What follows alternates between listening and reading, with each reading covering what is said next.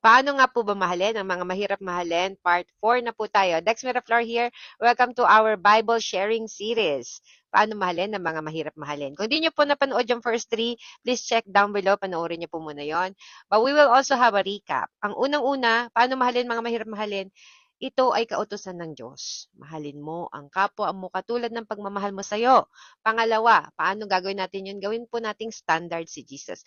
We look up to Jesus. Walang iba. Hindi sarili mo, hindi tatay mo, hindi nanay mo, kundi si Jesus. Kasi ganun po kadakila ang pagmamahal ni Jesus. At pangatlo po ay mahalin mo ang kaaway mo. Maging kakaiba ka. Hindi ka na dati na mamahalin mo lang yung mga nagmamahal sa'yo.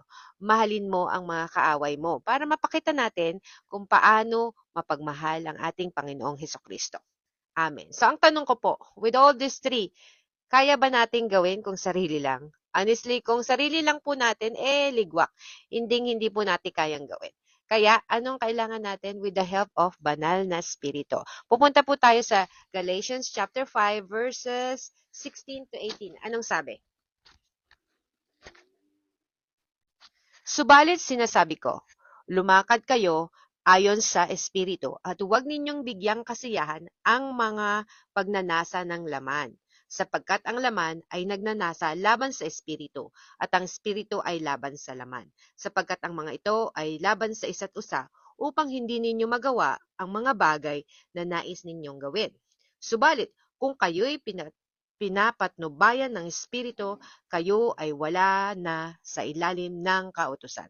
Amen. So, doon the first 3, di ba, parang an eye for an eye, a tooth for a tooth. Pag sinapal ka, sampalin mo rin. So, yun yung tinatawag na laman. Yun yung instant reflex mo na flesh ba? Kasi wala ka pang banal na spirito.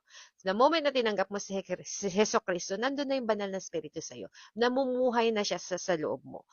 Make it intentional na sundin mo ang, asensya maingay mga asa, na sundin mo ang banal na spirito. Kasi hindi na tayo living in flesh. Hindi na tayo nabubuhay sa laman, kundi sa banal na spirito. Amen po ba? Follow for more as we continue ang ating Bible sharing series, Paano Mahalin ang Mga Mahirap Mahalin. Pagpalain po kayo ng Diyos at tandaan nyo, mahal kayo ni Jesus.